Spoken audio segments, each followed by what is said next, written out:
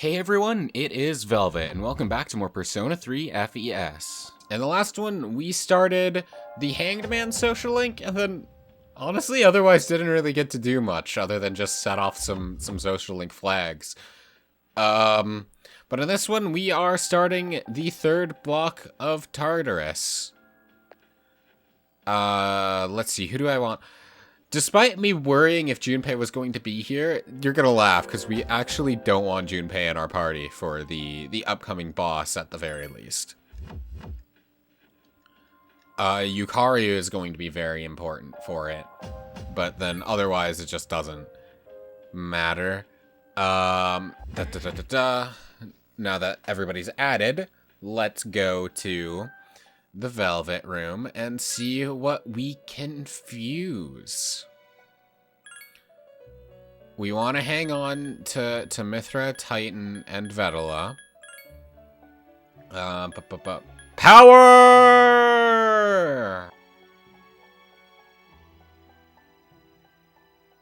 Yeah, let's fuse power.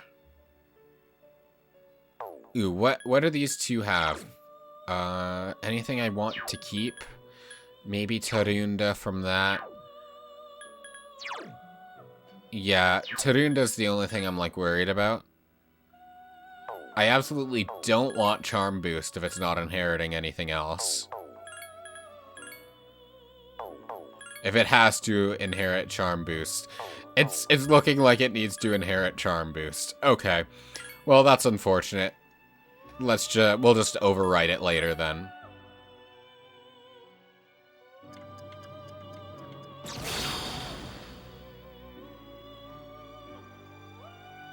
I am power. Let us together tread down the path of strife. And as Justice is level 10, this guy is going to level all the way the hell up.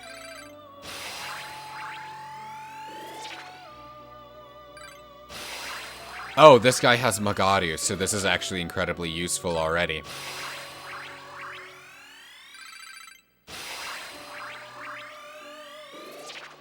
And there we go. It now has every skill in its thing. I'm going to get rid of Charm Boost, because why would I not?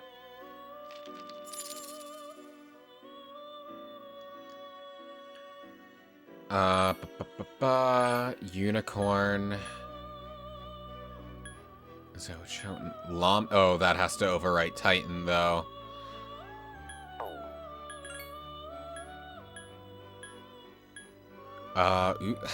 Everything wants Titan.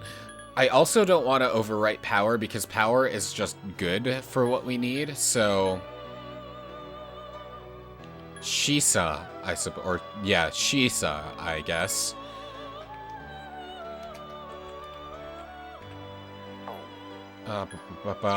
What do we have from Mithra that want to keep? Probably both of the auto skills, yeah.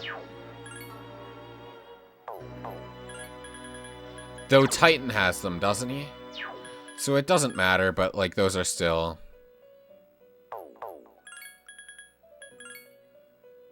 ideal to keep, based on, like, everything it seems to be inheriting.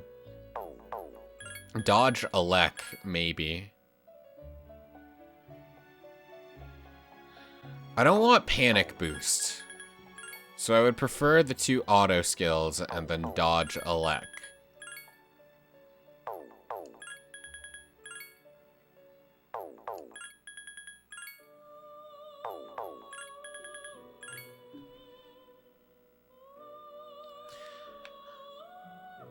Yeah, that's fine, I guess. We'll just use Titan as our current dodge. Or our current, auto skill.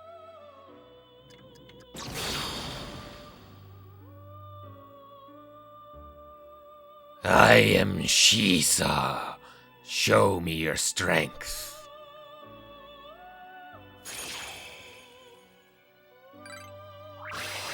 The Hierophant's level 9, so this bad boy is certainly gonna get a decent chunk. Ooh, dodge fire when it has its, something is going to happen to Gale Slash. What? is Gale Slash, and is it worth giving up? Google, tell me, what is Gale Slash?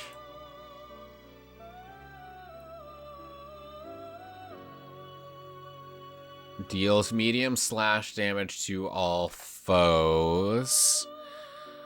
Ah, sure. To survive light. Well, that doesn't actually help super much.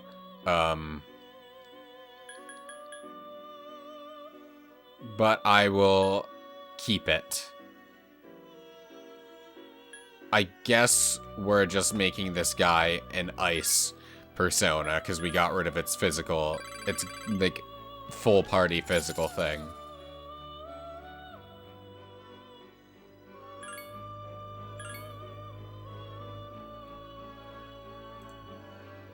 We already have nothing new from this that I'm worried, like... Oh, I gave up Mithra, didn't I? Shit. Alright, one isn't so bad. Nope, nope.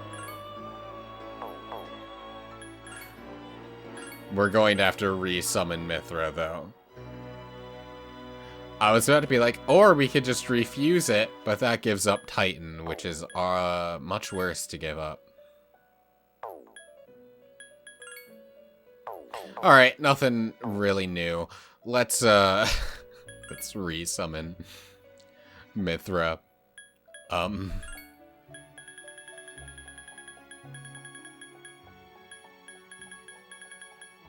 There you are. Oof, that is a hit to the money, though. Oh, that is a mistake. Nope, I don't need to fuse anymore. Not until I reach, what the hell level is it? 28. Yikes. Oh, I need to accept requests. Otherwise, I have no idea if those items will even show up or not. Because sometimes they don't unless you have the request for them.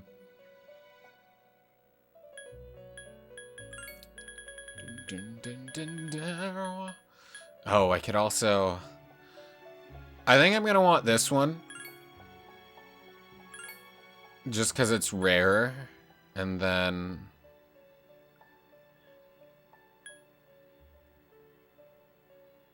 And then we'll get this one. Yeah. Alright, that sounds fine.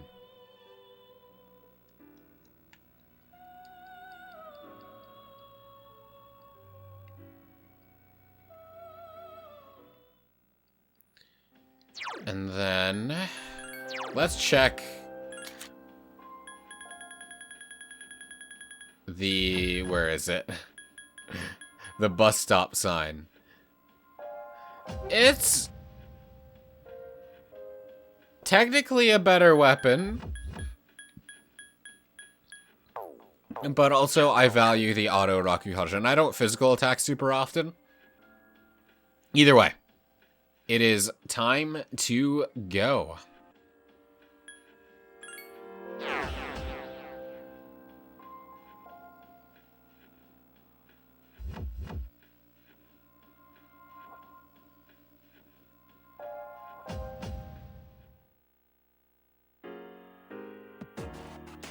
Okay, as usual, we're going to make our way up to the next block, and then I will hand things off to future me to do my little persona lore. It's not exactly lore. Folklore? Yeah, folklore little lecture, I guess. Nope, you stay away from me. Because, yeah, we still have a bunch left over from last time that we need to get to, and as always, it is ever increasing. Is that? No, I don't think the fight is quite worth it.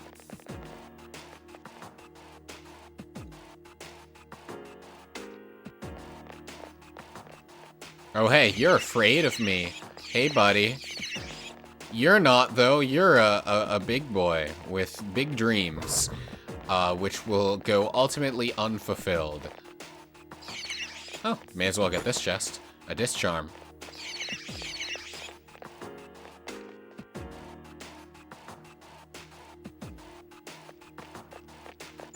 I know these floors are smaller, but I'm just surprised we're not at, like, the end yet.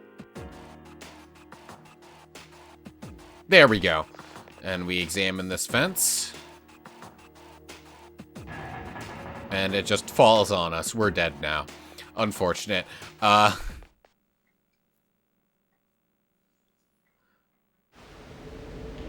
Welcome to Block 3. Something seems different about this floor. The enemy has changed too. Please be careful. This is Yabbashah. One thing I really like is that each floor or each block you ascend to, it adds more to like the background theme. It's still the same Tartarus theme, but there's like more instruments and stuff. Anyway, we're here now, so catch you in a bit. So we have another batch of personas to talk about. We're chucking through them. We still have a few more after this batch to go, but which will inevitably increase, but we're getting there. So anyway, let's get right into talking about them, starting with the Naga.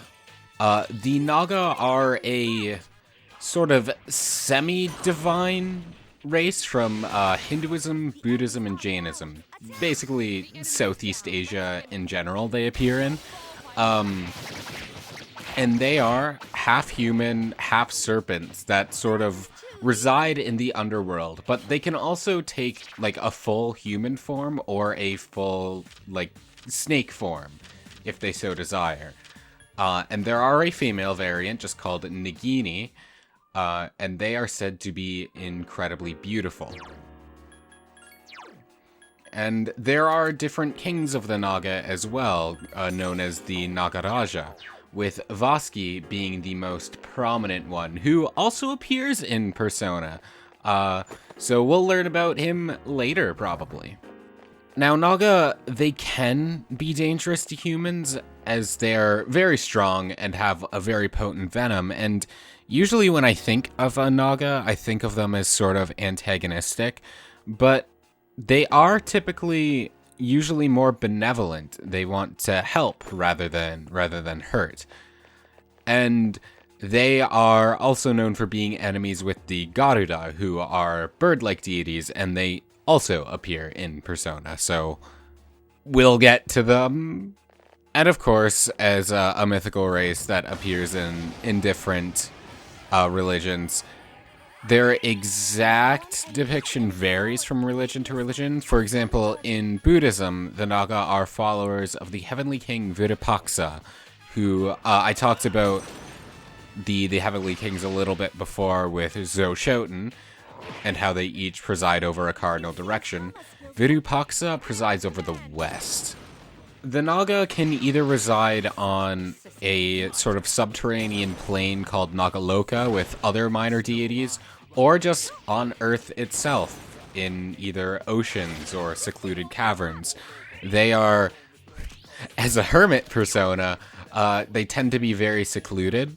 They also allegedly appear in the epic Mahabharata, which tells of two different groups of cousins in the Kurukshetra War, and is described as the longest poem ever written. But as I have not read it, I can't tell you exactly how the Naga are depicted on it, and I haven't found specific descriptions, but supposedly there are many stories of them in it, and many named Nagarajas appear, including Vaski. Next up, I'm going to talk about the Rakshasa, and looking these ones up surprised me a little bit, because looking at the Persona depiction, I read them as more like, not necessarily honorable, but like the warrior type. But like the Naga, they are from Southeastern. You know what? I'm gonna leave that flub in. Southeastern. But no, as I was saying, they're from Southeast Asian beliefs like Hinduism and Buddhism, and they are described as cannibalistic beings. They're believed to have been created by Brahma, when he was sleeping, who is one of the, like, 3 supreme deities, with the others being Vishnu and Shiva. And upon being created, they immediately started to try and eat Brahma before Vishnu intervened and banished them all to Earth, so it's our goddamn problem now. Thanks, Vishnu. But they're depicted as having the abilities of flight and illusion, which allow them to assume any form they please. Like the Naga, they also apparently appear in the Mahabharata, as well as in another epic called the Ramayana, and are apparently very plentiful. There's a lot of them. And there are Rakshasas of both good and evil, in air quotes. Though, as cannibalistic beings, usually more evil, and they fought alongside many different armies, which I assume is where the Persona warrior depiction takes inspiration from. And as they are cannibalistic, they were often at their best when the battlefield was at its worst. There are some named Rakshasa, such as Ravana, the king of Lanka, who is a great commander and the enemy of the avatar of Vishnu, Rama in this case. There was Vibhishana, who was Ravana's younger brother and was granted a boon by Brahma and fought alongside his brother, and Kumbhakarna, who was another brother of Ravana, who slept through a large portion of the conflict, and when he awoke, he fought and was killed by Rama. There are other named Rakshasa, but I'm going to move on from here. And I'm going to shift gears into Greek mythology. And I'm sure you are familiar with the term narcissism, which is a term used to describe people who think very highly of themselves to the detriment of their treatment of others. And that comes from the mythical Greek hunter Narcissus. He's sometimes the child of a god of the river Cephissus and the nymph Liriope, though sometimes his parents are the lunar goddess Selene and the mortal Endymion. One version of his myth goes as follows. Narcissus was born to Cephissus and Liriope in the city of Thespiae, and soon after birthing him, Liriope went to see a seer. She was warned that he might live a long life, but only if he never discovered himself.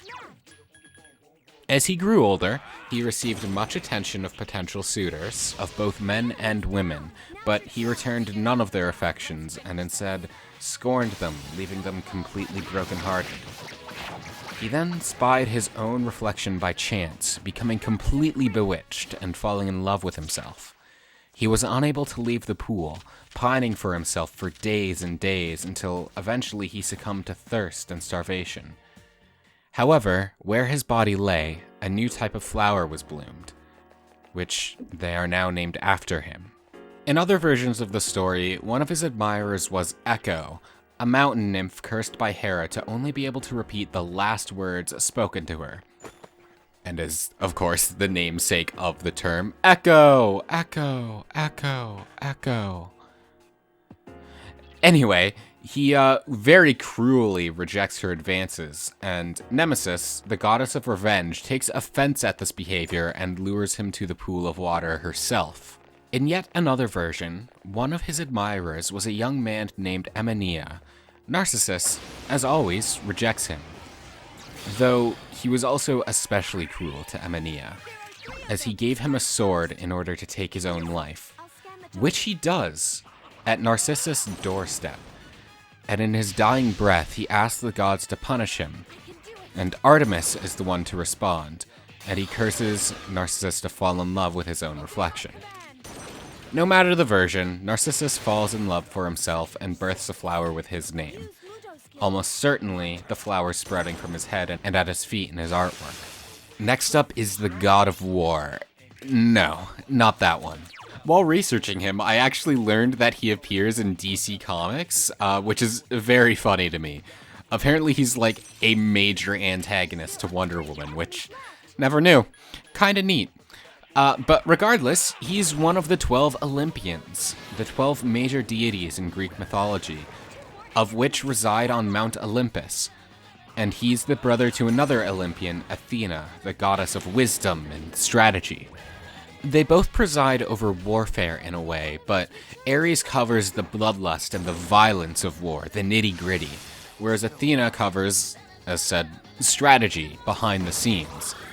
In some version of the myths, he's the son of Zeus and Hera, having been born naturally, but in others, he's born to Hera alone, who used a magical herb to birth him. In this version, the story goes that Hera was jealous of Zeus birthing Athena from his forehead, and as he had a daughter without her, she wanted to have a son without him, and thus took help from Calaris, the goddess of flowers, who gave her the magic herb that allowed her to conceive Ares. And despite him being a god of war, and by extension combat, some of his most famous stories involve him being defeated and humiliated, hilariously enough. For example, there were a pair of giants known as the Alodai, who rushed Mount Olympus at one point. Ares tried to stop them, but the pair defeated Ares and trapped him in a bronze urn for 13 entire months, and he was only freed because the giant's stepmother informed Hermes where he was, and then Hermes rescued him. A very agitated Ares. But in the end, it was Artemis who defeated the giants by transforming into a deer and tricking them into trying to hunt her and thus felling each other with their spears. Another myth details his encounter with Heracles. See, Ares had a son named Kykenos who routinely killed pilgrims who were on their way to see the Oracle of Delphi. And then Heracles engaged in a deal with Kykenos and defeated him, and this enraged Ares, who then challenged Heracles to a duel. However, Athena protected Heracles from harm, who then in turn thrust his spear into Ares' thigh, who then was forced to retreat. As a major god, Ares has a lot of stories of which he's involved in, and I don't think it's necessary to go through and research all of them, but I'm going to mention one more, which is involvement in the Trojan War, which at the beginning was very little. At first, he intended to back the Greeks in the war. However, Aphrodite, who he was in an affair with, persuaded him to... My notes here say Gith. I don't know why. But they persuaded him to side with the Trojans. What a typo. Anyway, because of that, he fought with the Trojans alongside with other sons of his, Phobos, Deimos, and Ascalaphus, and a different sister of his, Eris. Athena backs a hero in this myth as well, this time Diomedes, who managed to injure Ares with his spear, causing him to, again, retreat, which in turn caused the Trojans to retreat. And as a result, Ascalaphus falls in battle. A little later, Zeus then makes all gods withdraw from the war, with no one allowed to contribute. And Ares was very much not pleased by this, as he wanted to avenge his son. When everyone was once again given permission to rejoin the war, he immediately rushed at Athena for her role in his son's death, who swiftly overpowered him. And this isn't in my notes, but as I recall, she, defeated him by, redirecting a giant boulder at him. Which I think is very funny. Just outsmarts him in any way. But, yeah, definitely a mighty war god, huh? Which, again, is funny to me, because as a war god, you would expect him to be, successful more often than not.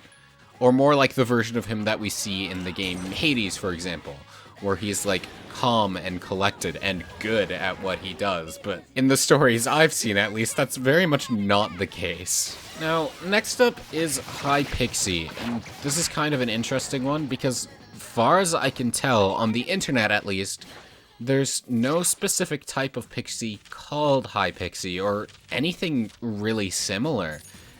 Now, it's entirely possible this hasn't made it online, though I doubt it, but it could be a case of something in just written or verbal folklore. But if so, I've no access to that. A bit unrelated, but something I did find was a type of pixie called the Cult Pixie, which is apparently a type of pixie that takes like the form of a horse and tries to trick people and other horses into getting lost. But that's entirely unrelated. I just thought that was funny. And it was something I found trying to see if there was anything I could find on the High Pixie. So I'm just going to have to take Megami Tensei Wiki at its own word, which is that High Pixies are pixies that act as commanders of younger pixies and try to keep them out of danger. But I also don't know where this is pulled from, and I can't find any mention of a hierarchy system for pixies at all.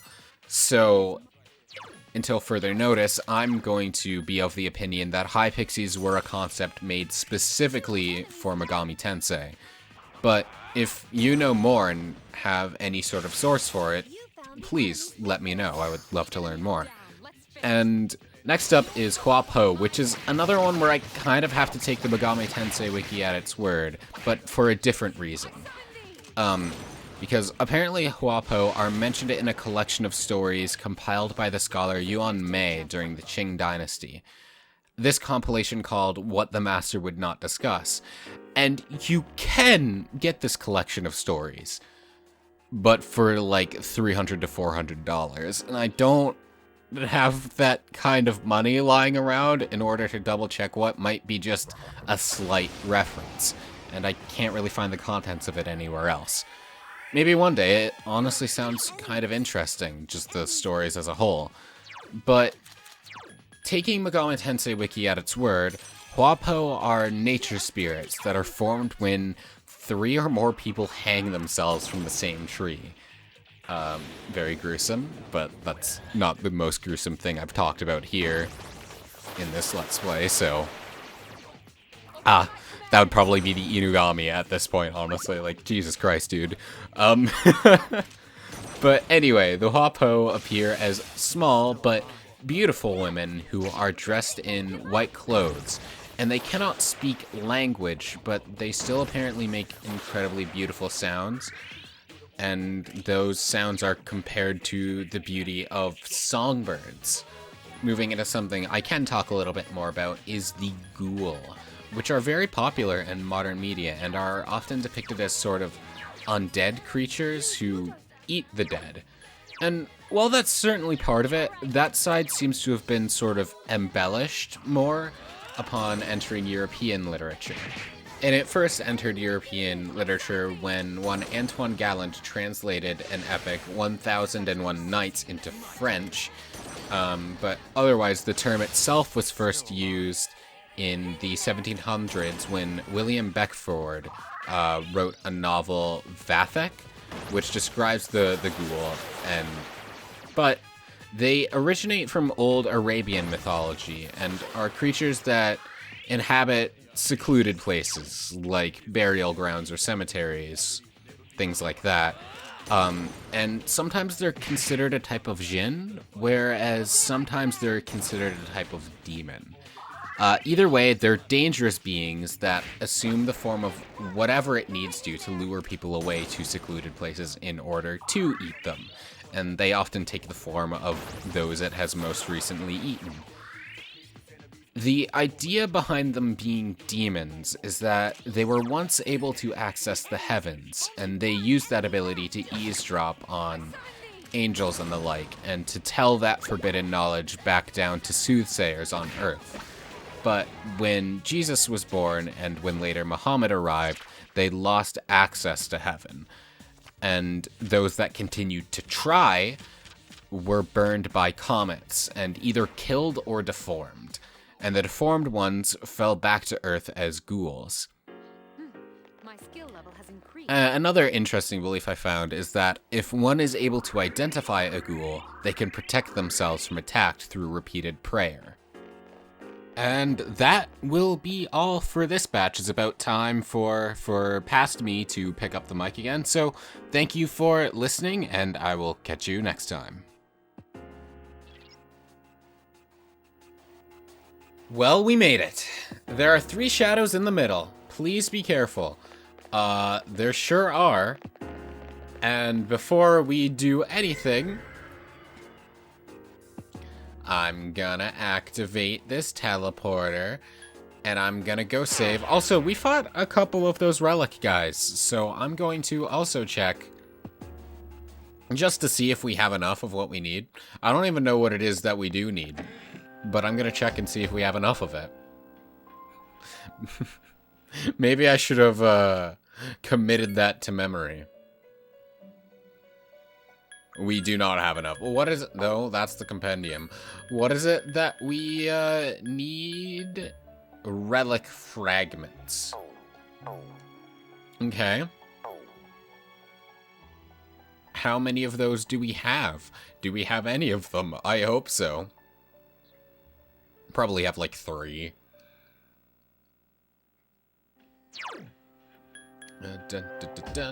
Items.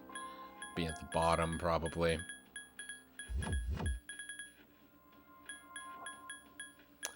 I've been wrong before.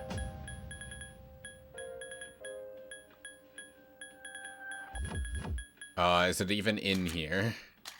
Is it in key items? Did I just miss it completely? Do we just not have any of them? We probably just don't have any of them, huh? That's discouraging. Well, that sucks. Alright, well... Right, I need to save. Alright, let's go back up.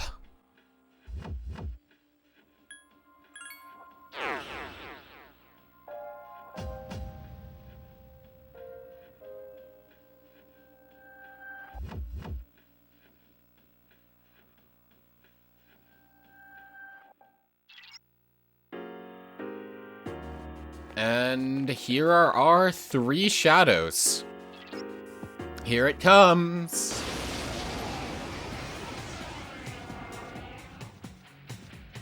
Be ready. I sense it's a strong one. A strong 1? A strong 3. These are the Furious Gigas. They are very physically inclined enemies. They have like 4 different physical attacks. They have Sugakaja to increase their evasion rate. They have high counter, so if you physical attack them, be prepared for the attack to come back and hit you in the face. And then they also have Rebellion to increase critical hit rate. They null fire, and of course light and dark. They're strong against electricity, so Akiko, you go on support. Honestly, Mitsuru, you also go on support. Understood. And then Yukari, you go on knockdown. And then we shall switch to... Was it Mithra with wind? No. I know I had... Here it is. Justice with Magari. Because since it's weak to wind, we're just going to want to keep knocking it down. That's it. The enemy is down. The enemy's down. Let's finish this. Wow, wind doesn't actually do a lot of damage to it, though. So I'm assuming it wants us to all-out attack it. Yeah. Yukari, what the hell?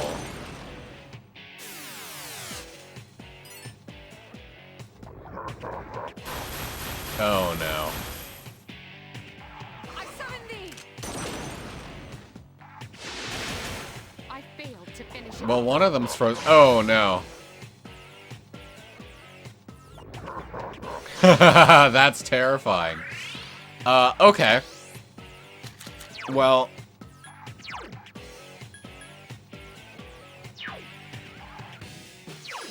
I'm just gonna put you on standby then. Understood. You can keep going on heal support because you're going to be Tarunding them. I want to knock them down and then not let them back up because I want to run out their... I want them to run out their power charge. I do not Nothing I can do. want to be hit with that.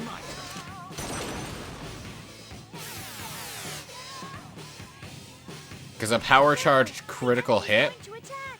Mm-mm. Careful, the enemy's going to attack. Careful, the enemy's going to attack. Fully aware.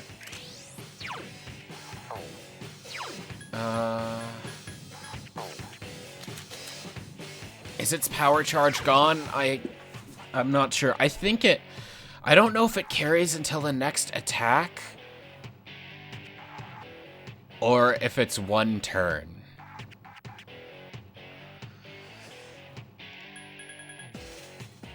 And I almost don't really want to test it. But that also means that this is going to be a long fight.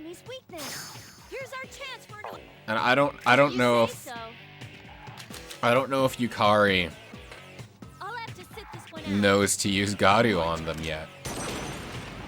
Oh hell yeah, Rakunda.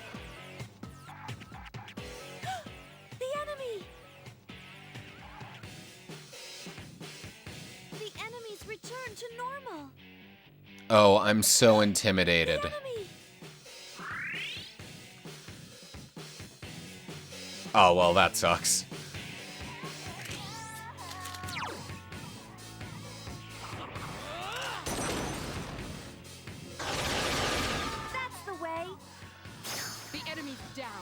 Well, there's only one way to find out, I suppose.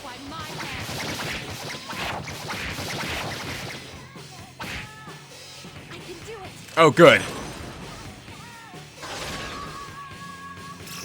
You keep doing that, Yukari, and then that's an easy win.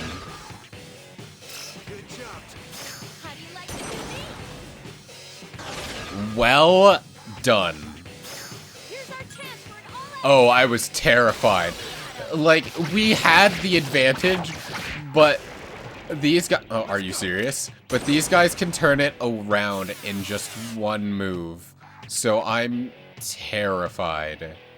I'm terrified even now of this. You see why.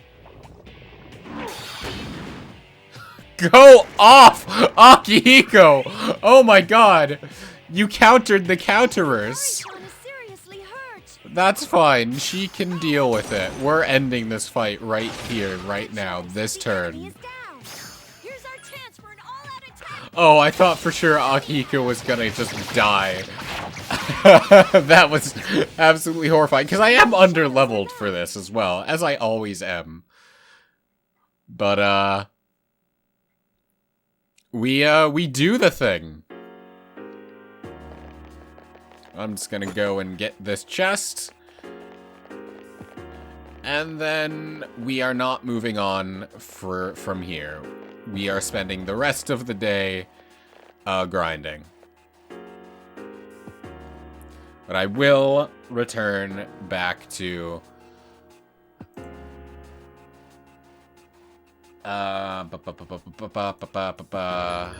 floor 1 to like heal everyone up and things like that. Alright, we're healed up and we are saved, so let's go, first and foremost, let's grind for... We want golden shadows, and we want those relics for the, for their drops. So let's get started. Okay, golden shadow. I gotta be careful. Alright, good. Good.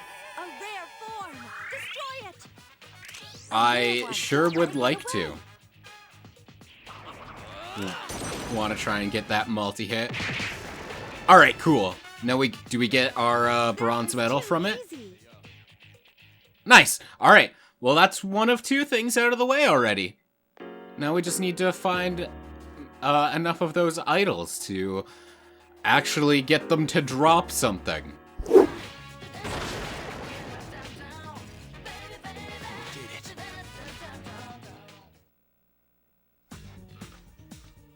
Only one of them? Are you serious?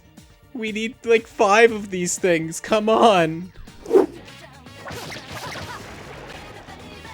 shadows are getting stronger as well. All right, 2 more. That's pretty nice. Just need another 2 more. The enemy's gone. Great job, guys.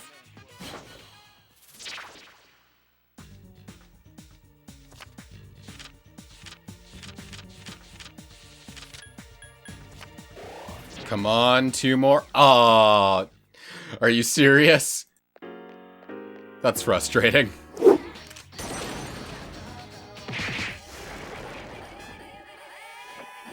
battle's over.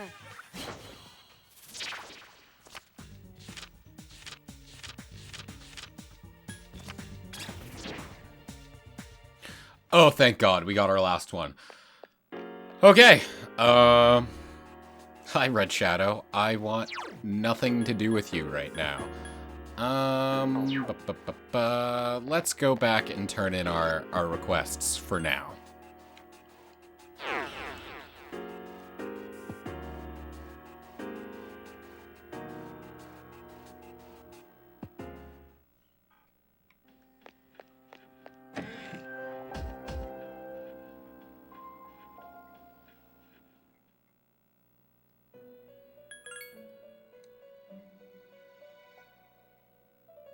I see you've brought 5 relic fragments as I requested. Thank you. You know, it's a shame, really, that humans only believe in what they can see. The statues those fragments are made from were made from people's feelings. Have you ever thought about why your persona looks as it does? Please accept your reward. Medical powder, thank you. I see you've brought 1 bronze medal, as I requested. Thank you. The Supreme Hand is a rare foe indeed. Congratulations on tracking one down and defeating it. Well, this proves you are getting stronger. I'm glad to see that. Please accept your reward. And a steel pipe. Let's see. The Onimaru Kinitsuna. That's not going to be one... Like, I'm probably going to have to grind for it, but that's not one I'm going to grind for right now, because that's kind of rare. Silver medal. That's going to be a little bit off. Greasy gears from the wild drives from the red shadows. I guess that's the only real thing I can accept right now, but I also don't quite feel like grinding for that either. Here, I will accept both of these. But right now, my focus will be just on grinding until my characters are tired, rather than specifically going for them. If I find them, I find them. If I don't, then I don't. Do you... No, I'll just register the strong ones.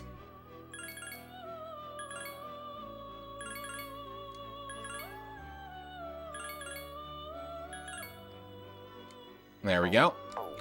Alright, well, let's go grind. Yeah, the swords are kind of a pain in the ass, because they can only be found on specific floors, or from the shuffle time, so it's just a whole lot of RNG and hoping you get either a golden chest or the right shuffle time. So it's just annoying. But I'll do my best. Oh shit, we got a red shadow here. Both Yukari and Akiko are tired, so this might not go well, but we gotta give it a shot, see what we can get. Can we get the thing? Give me a sec. I'll scan the target. Alright, well, we'll start open with scanning them. I don't want to do any powerful moves just in case, because I think it'd be risky to like open with a powerful physical attack just in case it would have reflected it and backfired.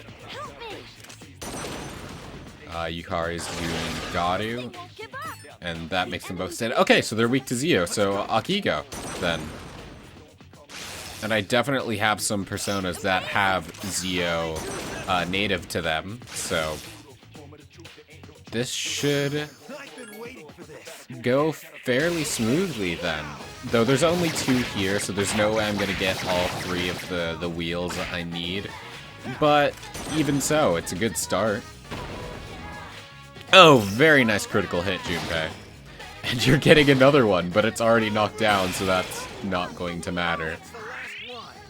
And do I have Zio on this persona? I do not. Which one do I have it on? I believe it is... Shisa. So let's just Ma-Zio it, and we should be good to go, unless we miss. No, we did not. Sure, we'll finish it off with an all-out attack. Why not?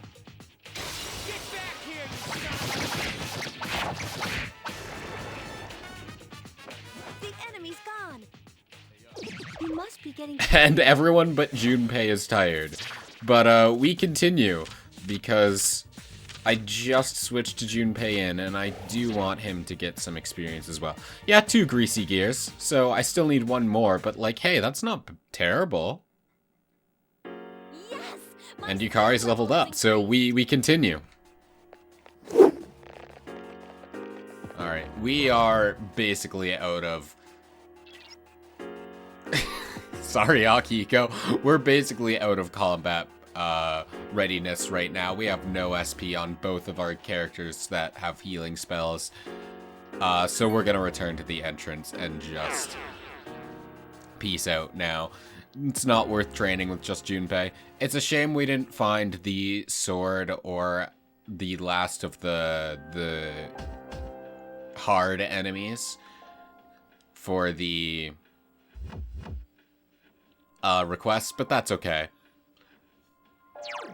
Otherwise, we got our protagonist to level 28, and this is what our equipment looks like. I haven't really changed it at all.